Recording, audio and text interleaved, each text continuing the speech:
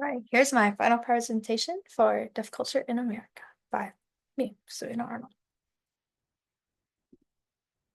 So, what is culture? Culture is a collection of language, traditions, values, and social norms shared by a group of people. Culture shapes identity, influences daily life, and connects people through shared experiences. One core part of identity in deaf culture is ASL. Deaf culture is visual, expressive, community oriented, and centered on pride in deaf identity and connection.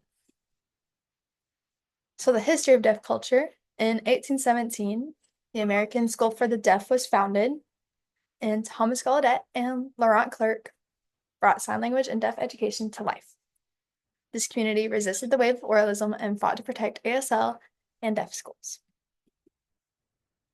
My notable deaf person I picked was Niall DeMarco because I saw him on America's Next Top Model and thought it was really interesting that he was deaf and used sign language. And honestly, that's what really got me interested in sign language was him. So he is a deaf activist, a model, and an actor who has made deaf visibility mainstream. He won America's Next Top Model and Dancing with the Stars, and during that, he used ASL and educated the public about deaf culture. He's an advocate for deaf education and language access through his foundation, the Niall DeMarco Foundation. So, communication channels. These honestly just depend on the setting and what's available to the people at the moment. So, these can include ASL, lip reading, gestures, writing back and forth, video relay services, speech. And then technology has also made this more accessible. So there's closed captioning and smartphones that people can use to communicate. Deaf education, there are different approaches for different people. So different people have different preferences. It depends on where you grow up, what's available to you. So these can include deaf residential schools, mainstreaming, and bilingual approaches. Mainstream schools can sometimes isolate deaf students, but sometimes it can be a very positive experience and can really educate those around them on deaf culture. Deaf schools can offer full cultural and language access. And then quality education that embraces ASL and deaf culture helps students succeed and strengthens community identity is ideal. So you just really want an education that focuses on deaf culture and is accepting of deaf people. Deaf sports. So the Deaf Olympics and college teams at Gallaudet University can provide a space for deaf athletes to thrive. The use of visual signs in ASL are incorporated to encourage an inclusive and empowering environment. Deaf sports can promote teamwork, pride, and cultural connection within the community. I honestly think I would really struggle in deaf sports, just learning the rules and everything and learning through gestures and sign, just because I'm not super familiar. But I think it would be so interesting to watch and see them communicate with each other on the field and during their sports. Cochlear implants. These can be quite controversial within the deaf community. I personally, before I took any cultural classes, I thought cochlear implants were really nice and really good for people who were struggling with hearing loss. And then I read about deaf culture and realized that it's not something to be fixed. Like, it's something to be proud of. So cochlear implants can provide a sense of sound to certain deaf individuals if successful, but the success rates aren't very high, and it's a very invasive procedure, so it is very controversial within the community. And then a lot of deaf people really view deafness as a culture and not something that needs fixing, which is something that I personally learned in this course and through my other ASL courses. Interpreters and ethics. So these are essential for equal access in education, healthcare, legal settings, and more.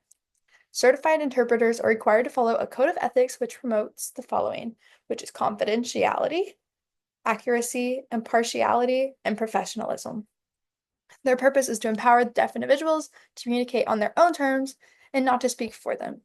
So when you do encounter a deaf individual with an interpreter, you want to speak to the deaf individual, not just look at the interpreter and speak to them the whole time.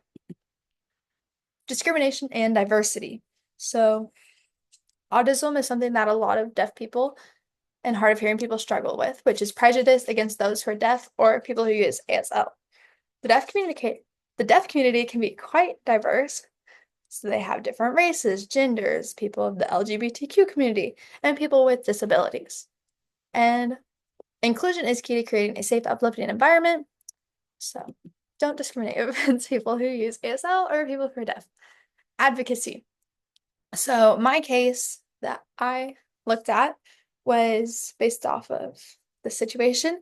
On August 17th, 2023, a care facility in Virginia refused to admit a deaf person who utilized ASL because she required an interpreter.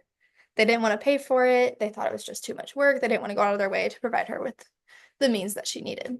So the U.S. Attorney's Office settled the case, requiring the Consulate Management Company to provide interpreters, staff training, and compensation. Here's a friendly reminder, legal protections matter, but we need to remember to speak up for our deaf community people. So legal protections can't do everything for them. We do need to continue to advocate for them. And I will continue to advocate for the deaf community by promoting accessibility, educating others, and pushing for inclusive policies.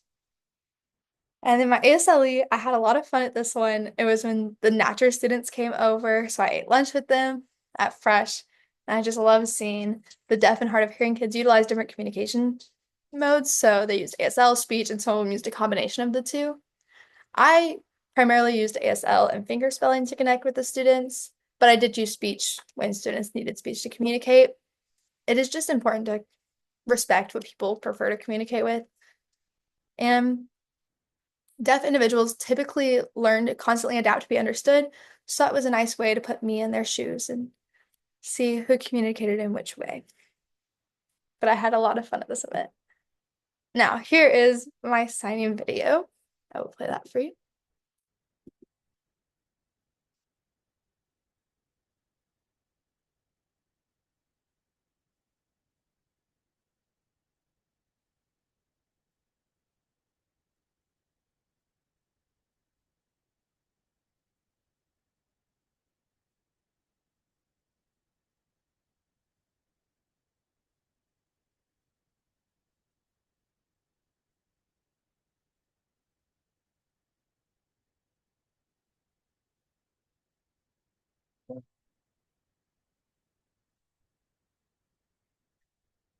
All right, and that is it. I hope you enjoyed. Thank you for your time.